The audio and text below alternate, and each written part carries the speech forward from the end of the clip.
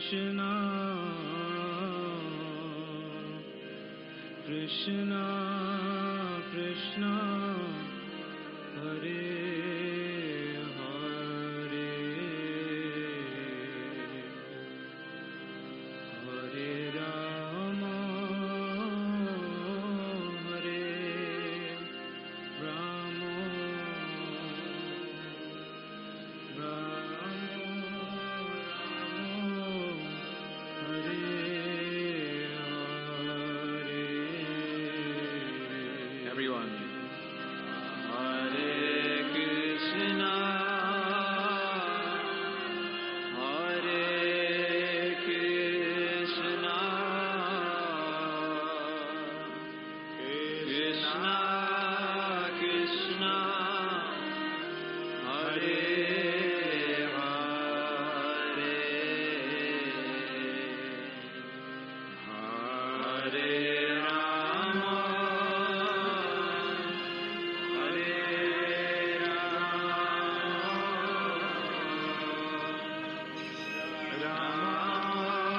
Hare Rama, Hare Krishna, Hare Krishna, Krishna Krishna, Hare Hare, Hare Rama, Hare Rama, Rama Rama, Hare Hare, Hare Krishna, Hare Krishna, Krishna Krishna, Hare Hare, Hare Rama, Hare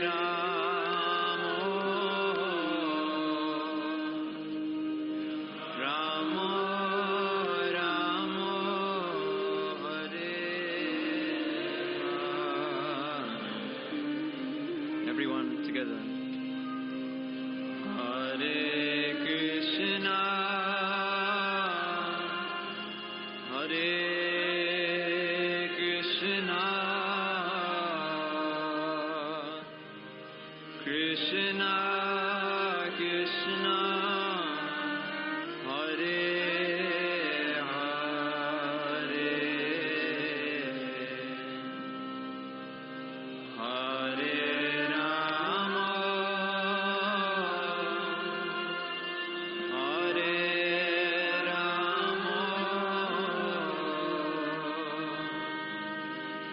Rama,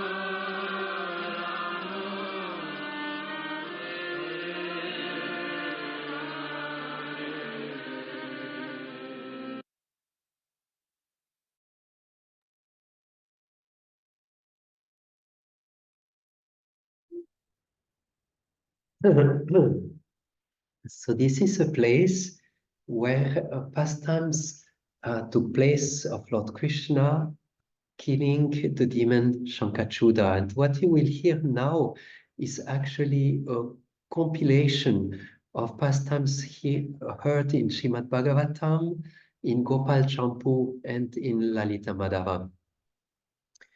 So this is actually in the south of this place, there is a bigger, how you could say a clearing into the forest, where it is explained that Radha and Krishna were performing their rasa dance in that place on one particular Purnima, which is sometimes called Holika Purnima, This is during the month of Holi, but what we also know very well as Gora Purnima. So this happened at that time, at that particular place. And there is a throne where the divine couple is beautifully, where there is this beautiful Ratna Kund, this place you were seeing on the picture. And there Radha and Krishna were doing their pastimes of dancing. And one particular, or let's say, astonishing detail of this pastime is that at that time, there was also Balaram there, having also his Rasalila with his own set of gopi. So there were actually Krishna with his gopi and Balaram with his gopi doing Rasalila. So the scene was very, very beautiful. The moon, like when it's full moon, is especially beautiful, surrounded by all the stars. The moon was caressed by the gentle breeze that was bearing the aroma of malika flowers, and there was the beautiful sound of the bumblebees. And there the two brothers, they were having flower garland and spotless garments. Their limbs were beautifully decorated and anointed. So the gopis were singing Krishna and Balaram's glories. And Krishna and Balaram were praising the nightfall, the rising moon and stars, the jasmine-scented night air, and the intoxicated bees.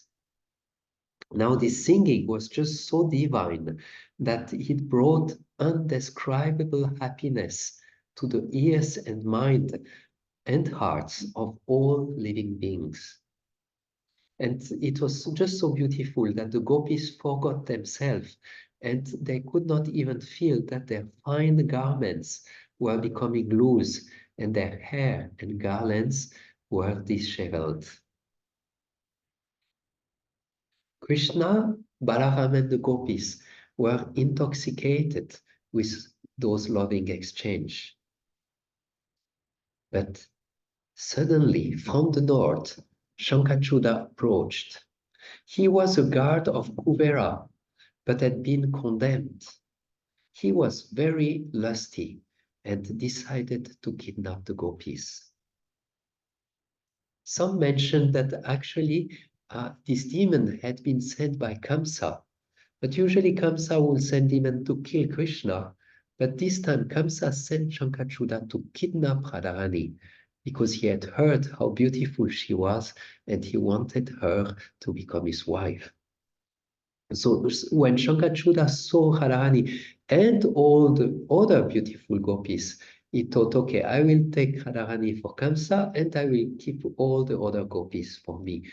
And that's one of the big point of this pastime is the tendency of the mistake of trying to take what actually belongs to Krishna for ourselves.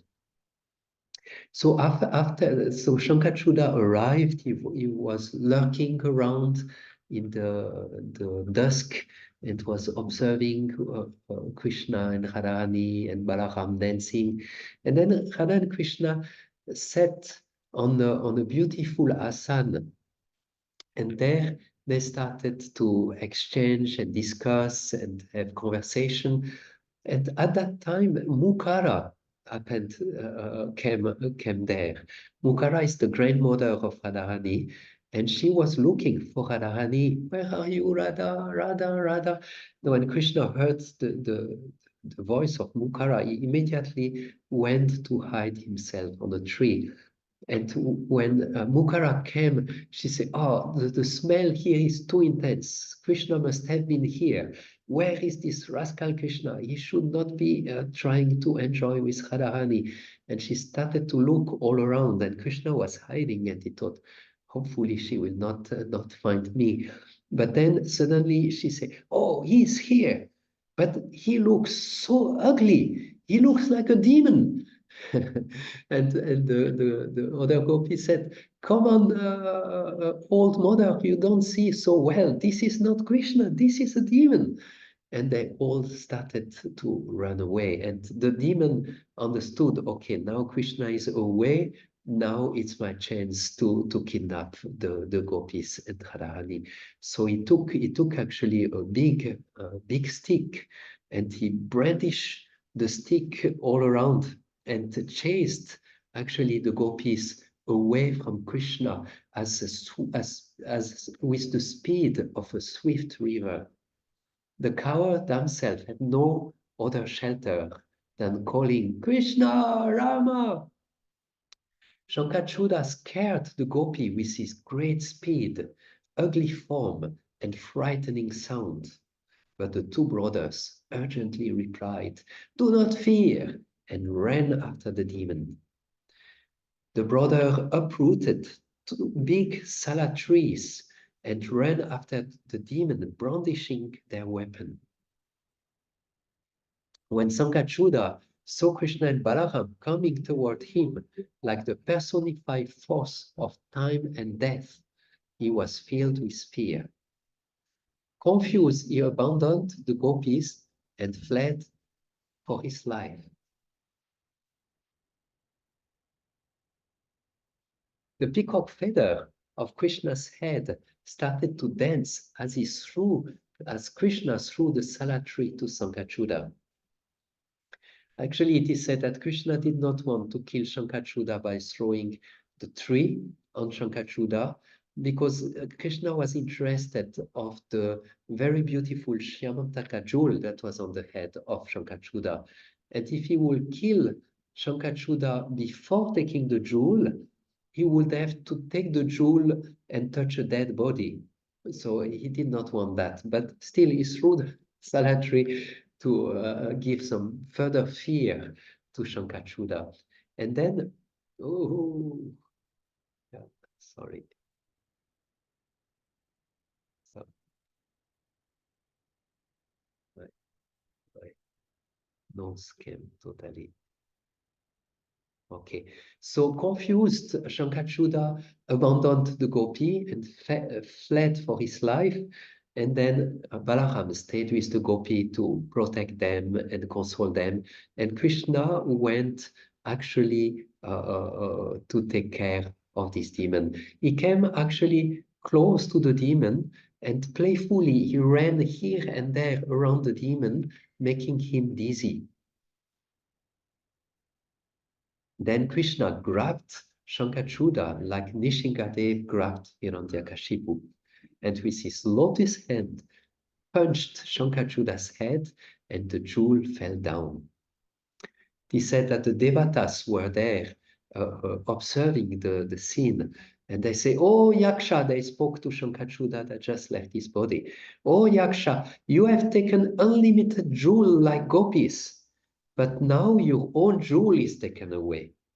Now that you are dead, why are you opening your mouth like if to speak?" The gopis watched as Krishna took the jewel from the demon's head, just as a pious man accepts a well-earned reward.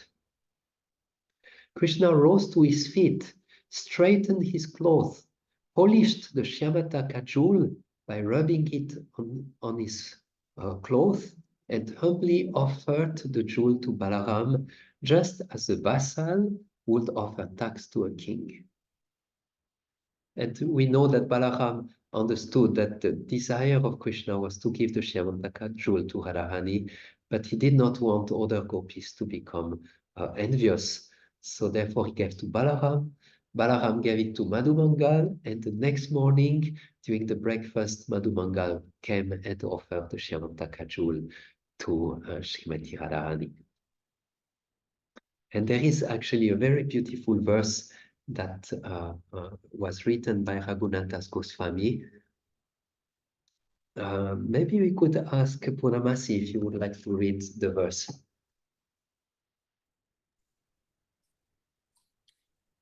O beautiful faced one, will I make the Shyamantaka jewel the central jewel in your necklace? After the death of proud Shankachuda, it was given by Balaram to cheerful-hearted Madhu Mangal, and Madhu gave this jewel to you. And since then, it has been the friend of the Kaustuba jewel. Thank you. This is written by Raghunath Das Goswami when he's actually in his meditation. He's serving Srimati Radharani, and he's making the as Rati Manjari, she's putting the necklace, and she see the Shyamantaka jewel, and she said this Shyamantaka jewel is actually the friend of the Kaustuba jewel, because when Radha and Krishna embrace, the two jewels that I have on the chest are making friendship. So that was for the pastimes of the Shyamantaka, sorry, not Shyamantaka jewel, but there is a point of reflection here, because we see actually later on this Shyamantaka jewel will give a lot of trouble. Satyajit will be killed. I think it was Akura who actually did big offenses, and there are a lot of enigma behind the Shyamantaka jewel, which makes the point that actually wealth and riches in this world, when we want to have them for ourselves and not for the Lord, can create a lot of chaos in our life. So in Krishna Samhita, Bhaktivinoda Thakur said that Shankachuda represent the unwanted tendency to seek sense gratification and fame through the practice of sadhana, meaning that we do our practice of sadhana, but our main goal is not to please Radha and Krishna, but our main goal will be that we get fame and that we get other benefit for our own self. So it's like trying to take away what belongs to Krishna. And Radhanaswami gave a very nice point also on this particular pastime when he said that we actually all have jewels, like Shankachuda had this jewel on his head. We have jewels that are given to us by the Lord, and we actually should not egoistly keep those jewels for ourselves, but we should offer them back to the Lord. And that means all the capability we have, beauty, strength, influence, or whatever jewel we have received in our life, that we always make sure that we re-engage them into the service of the Lord. So a visit to Shyama Kutir should remind us how careful we should be to root out those tendencies which are there actually in the heart of all the devotees. No one escapes that unless one is fully purified. So this is definitely in the heart of all of us. And being today here in Shyama Kutir, we should be praying for these tendencies to be uprooted. And we will do now a very, very small reflection and meditation when we can offer our obeisances again to this beautiful place of Shyam Kutir, and reflect how this is sometimes coming up in our life. How is this tendency coming up in our life, maybe in which circumstances, and so that we can see them inside, and then we offer some prayer for the removal. So we just take few minutes for reflection, introspection, and prayer.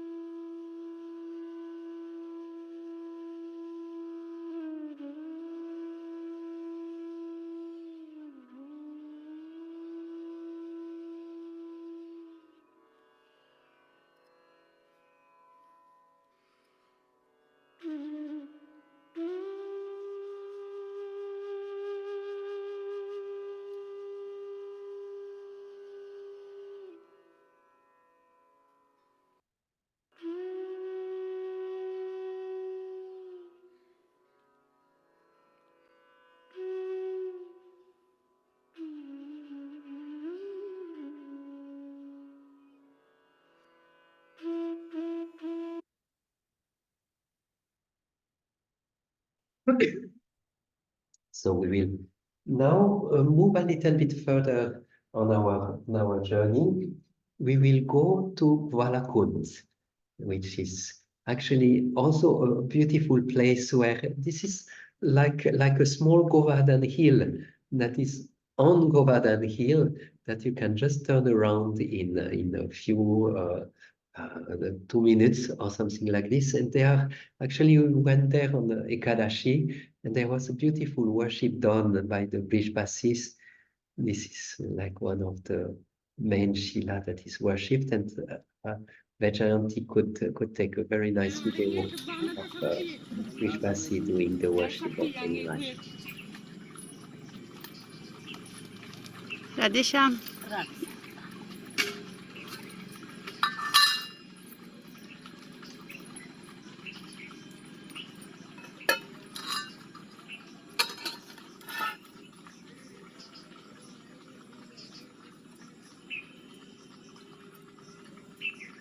This is some ghee.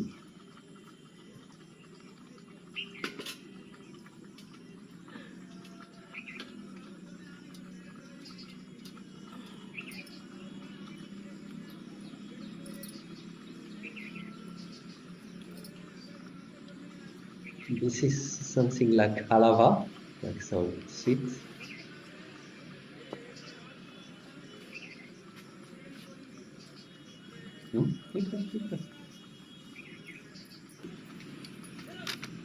Sugar.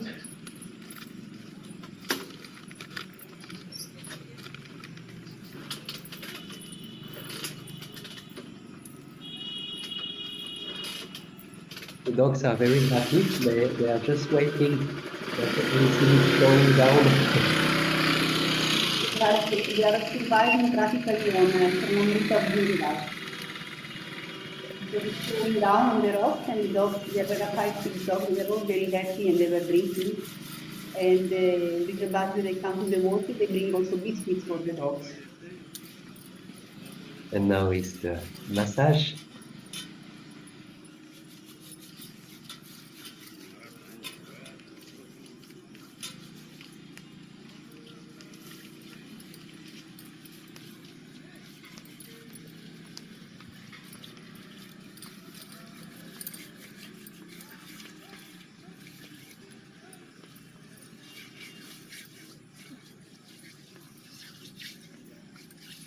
You can also visualize nicely how she does, and you can also do it in your mind.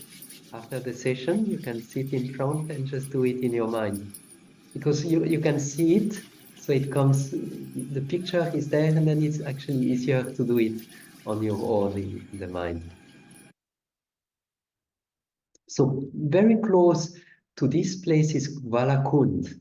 And it's a place that is actually not so often visited.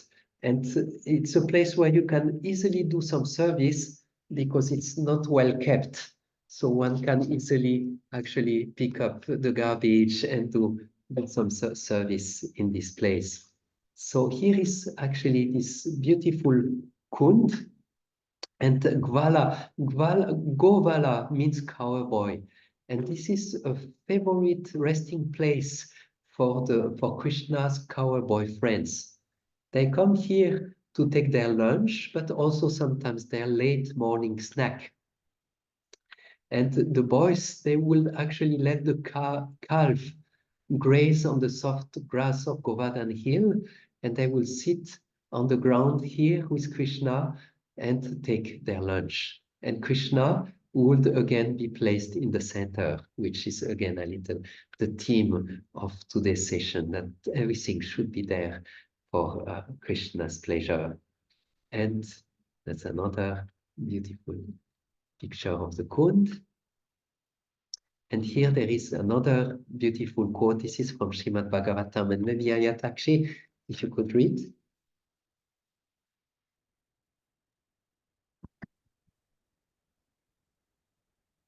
Like the whorl of the lotus flower surrounded by the petals and leaves, Krishna sat in the center, encircled by the lines of his friends, who all looked very beautiful Every one of them was trying to look forward towards Krishna, thinking that Krishna might look towards him.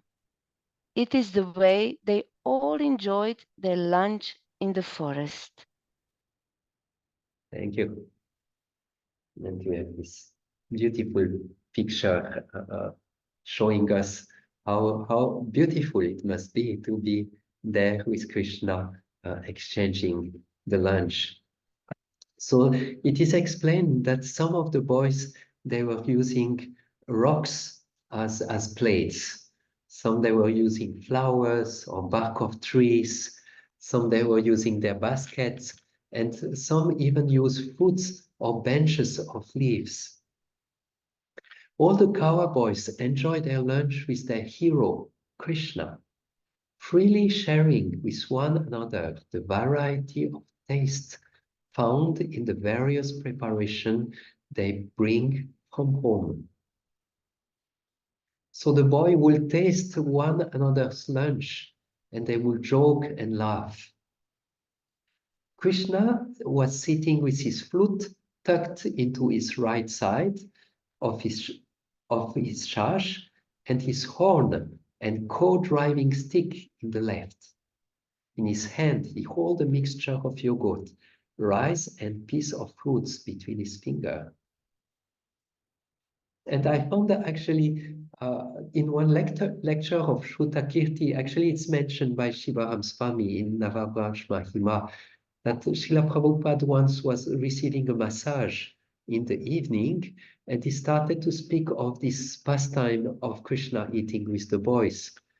So Prabhupada explained that actually every day Krishna and Balaram and the Gopa will go into the forest, and their mothers, they will make lunch and place them in tiffins. And Krishna's mother, Yashoda, will prepare very nice lunch of puri, halava, kachori, and ladus. But the other boys, they had more simple items in their tiffin, their rice, dal, sabji, and something like this.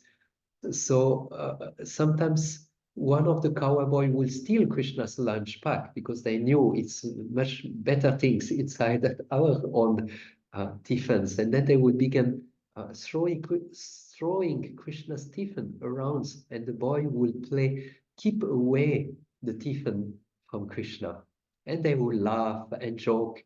The cowboys then they will of course give back the tiffin to Krishna, but crowd around Krishna, and they will eat Krishna's puri, halava, kachori, and laddu, and Krishna will sit with them, and Krishna will eat their chapati, rice, and sabji. So Krishna will give them the best, and he will take the lowest. So Srila Prabhupada concluded his narration by saying, I just want to go back to the spiritual world and eat kachori and laddu with Krishna. That's all. And closing his eyes, His Divine Grace said nothing more.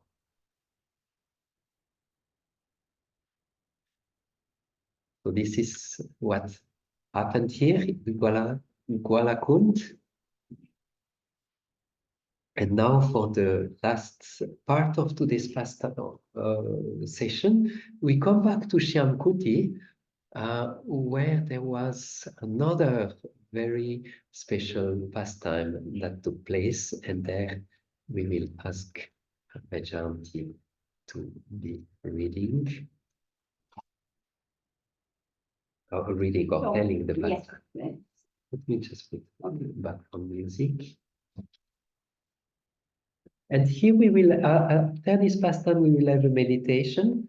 So please try to grasp as much as you can so that when the meditation comes, you can remember as much as possible. So as we heard before, Shambhan, there's two reasons because it's called Shambhan. One, because the trees, there are very many trees together. Even nowadays, when you go, you will see there are really dark forests because the branches of the trees, they are intertwined, so the sun cannot go through. So it's very cool and it's very dark. That's why it's called Shambhan. But there is another reason why it's called Shambhan. And the reason is because Radha, once there disguised herself as Krishna. And the girlfriends, they were completely bewildered, and when they saw two Krishnas sitting together, and the only thing that they could say, it was, who is Sham? And who is Shama? Shama is another name of Srimati Radharani. So that's why also this forest is called Shaman. So this is the pastime that we will hear about now. So it was one morning, as we heard, Krishna was with the cowboys in Gwalapur, that is really like 5 minutes walk from there. And so he left the cowboy, and then he went to meet with Radha and her friends in Shamban. And the couples were there, were talking and speaking, and Krishna convinced Radharani to join him in trickery. It's mere all the body of Srimati Radharani with black aguru and mask, dressed her in his clothes. And then he gave her his flute, he wrapped a beautiful turban around her head and placed the peacock feather. And then he told her, please sit here. Then he gave her a rudraksha bead and told her, Close your eyes and pretend that you are me, chanting a mantra that by its power has transformed me, Radha, into a second Krishna, and don't speak. when the gopis entered the grove, they froze, rubbed their eyes, exclaimed, in what land have we stumbled upon that has two Krishnas? Many maidservants were there nearby, because before they were helping actually Radha and Shyam to dress Radharani and Shyam, but they promised that they will keep secret its coming. And so they weren't much help on providing any answer. Instead, they replied, we don't know. We found them like this when we arrived. And Brinda explained, Purnamasi gave Krishna a Siddha mantra. And it appears that he, now chanting silently, has transformed Radha, who is sitting beside him, into a perfect likeness of himself. One gopi asked, how could he possibly benefit from creating a double of himself? And another answered, oh, this way he can enjoy Radha without having to be on the lookout for Jatila. The gopis laughed until Chitra incited panic amongst all the girls by saying, oh friend, what we will say to the Jatila when we come home and she asks us, where is my daughter-in-law? Nandini was there then. Don't worry, Krishna will protect Jatila's faith in Radha and return Radha to her female form. But let's separate them before this mantra causes more trouble. All the gopis, they all crowded around and they were casting suspicious glances at Radha and at Krishna, who appeared to be deeply absorbed in meditation. Lalita urged Krishna, quick, put on your clothes and let's go. Perfectly imitating Radha's voice. Then Krishna said, Lalita, before going anywhere, I have to reveal you my confidence. How I came to be invited in this way.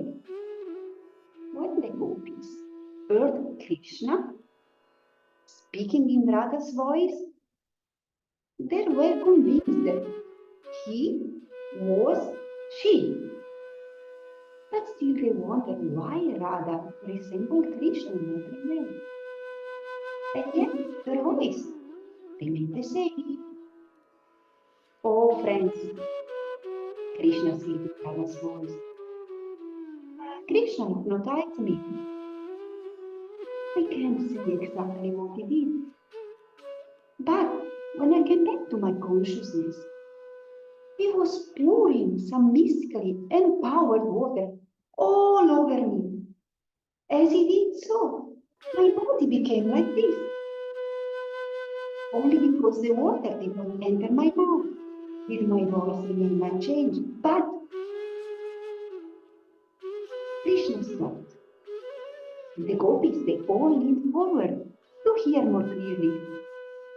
Whatever else happened cannot be freely said.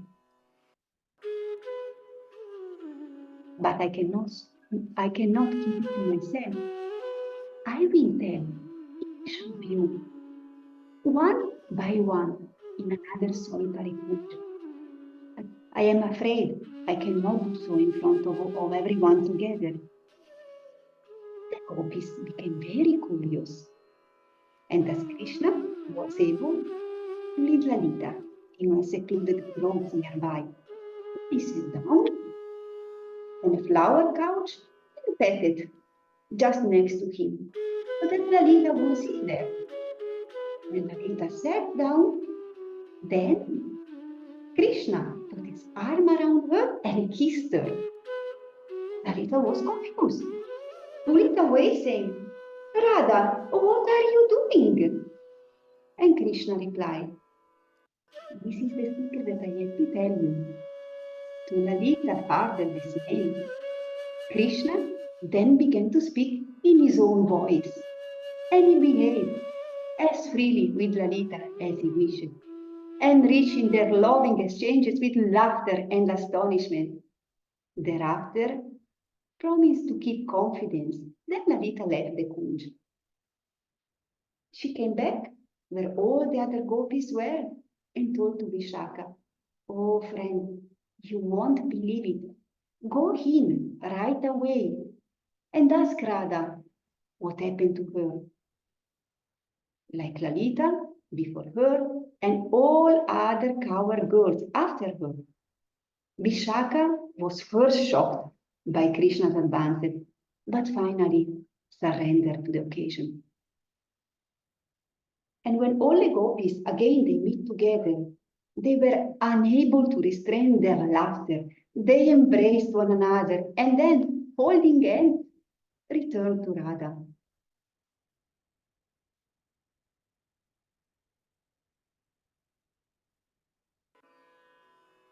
When they returned, Radha was still dressed in Krishna's clothes and repeatedly chanting mantra.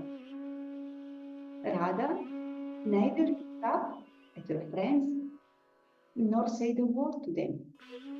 She simply sat with the corner of her eyes turned up playfully. With a beautiful smile, said, O crown jewel of mantric yogis, now your desire has been fulfilled. Please tell us, why are you still observing a vow of silence? Radha pretended just to be awakened from a dream. She opened her eyes, looked at the gopis, and said, friend, when did you come? Where is that impudent boy? As Radha reached up, grabbed the peacock feather from her turban, and on the ground, Lalita pretended that the coward girls knew nothing of Krishna whereabouts and said, you are here, disguised as Krishna, but so is another gopi not far away. She tried to trick us to embrace her. She was clearly an impostor, and so we left. Just at that moment, who came in? Krishna. Suddenly he entered, having heard what Lalita said, and then he spoke to the gopis again in Radha's voice. Friend, beware! That shameless boy is a bag of crafty tricks. How can you crowd around him after he has altered my beautiful golden body? Quick, let's all run away at once and hide from him together in some isolated cave over the hill. At that cunning suggestion all of them, Radha, Krishna, all the gopis began to laugh uncontrollably, and their laughter spread to the trees, to the birds, the animals, and lastly, the Giriraj. Finally, the gopis removed all the black from Radha's lips. They decorated her and dressed her as a beautiful, beautiful gopi. Then together joined with her girlfriends, Radha and Shyam. They enjoyed a beautiful swinging pastimes in the Kadamba forest nearby. Jai Shri Radha Shyama Ki Jai. Please all take a time now to close your eyes and try to go again to the pastime like you have heard. Try to see it in your eyes. Picture yourself in that particular place in Shyamvan and take some time for recollection.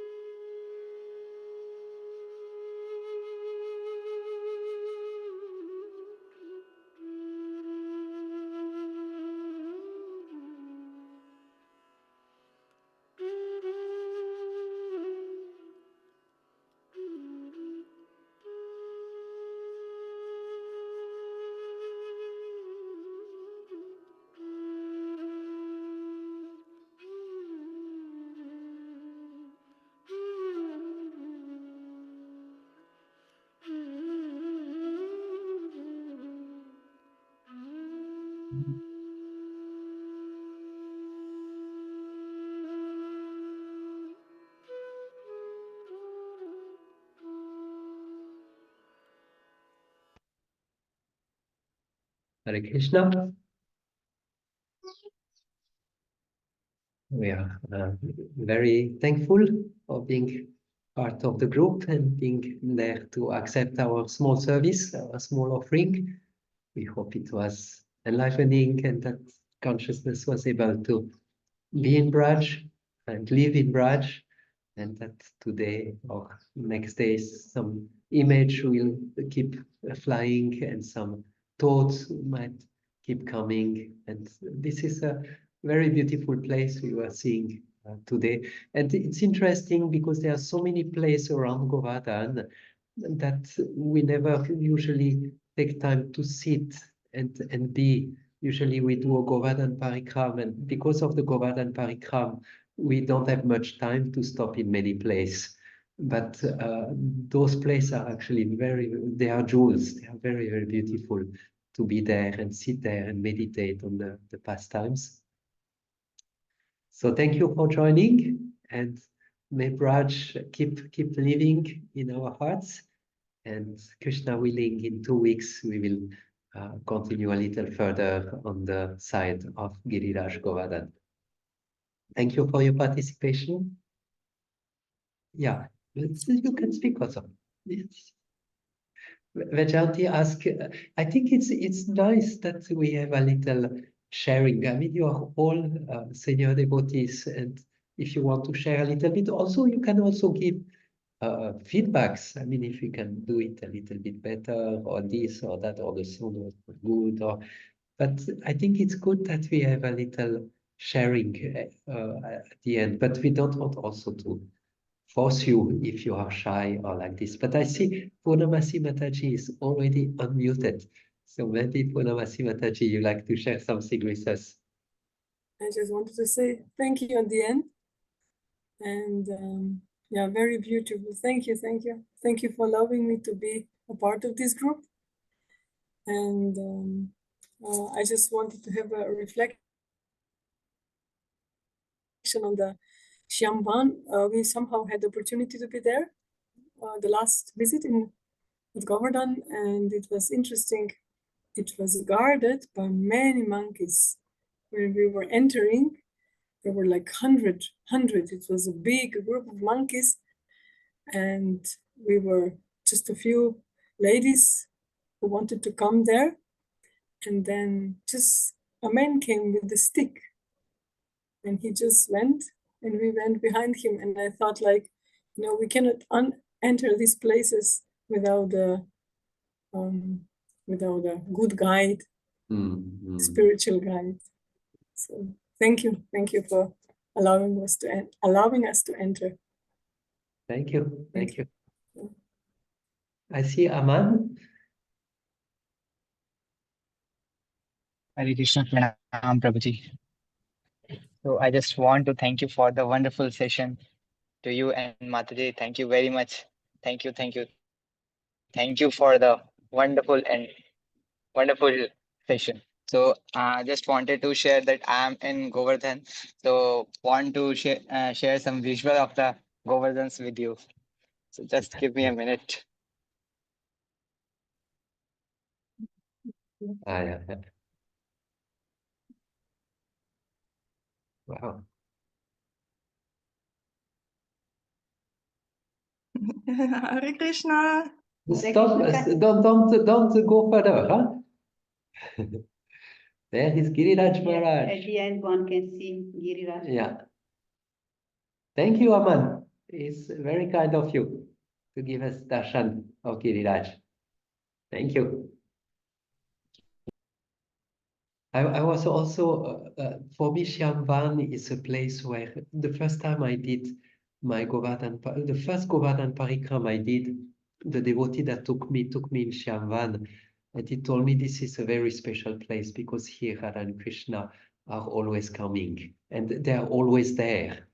And since years I have come back, and actually at that time I was not yet initiated by His Holiness Sachidananda Swami, but I knew that Maharaj was doing vratas, that he would spend the entire month of Kartik trying to chant. So I tried to follow in his footsteps, and the first vrata I did was in Shyamvan. I came there. There was actually a broken house behind, and I asked the sadhu there if I could stay in this broken house, and he said, "No, that's too broken." And he gave me another room that was a little better. And I was there for 1 week or something like this, trying to chant. So that was also a place that is very, very special to me. And I remember when I arrived there, I was together with another devotee, and he gave me the place where I could stay, and we stayed there, and we were discussing casually with the other devotee. And then the sadhu came and said, "Here, no talk, stop speaking. Chant if you want, but no speaking." So those are very, very special place, very, very intimate places, and we are happy we could take you there for today. I would like also to share, I was thinking practically also, something we are reflecting on since sometimes here in Vrindavan, that, living in Vrindavan, it's consciousness. It's not just being, because we can also being here in Vrindavan and being out of Vrindavan, especially also if you live here for longer time. So like today, the principle was to keep Radha and Krishna in the center. So this is Vrindavan. So I was just reflecting also when we are, even when we are far from Vrindavan, if we really endeavor to see our life, like we say that we see all the arrangement, whatever happening in our life, we see, okay, this is Radha and Krishna making this arrangement. If we see even like whatever we are doing, we try to see, okay, my dear Lord, this is for you, this is for you. And so we create Vrindavan. So like Chaitanya Mahaprabhu said, this is our consciousness. So that for me was very beautiful also as we went to Shyamban to be reminded that Radha and Krishna are in the center and everything is for them. Then wherever we are is Vrindavan. That I wanted to share. Thank you.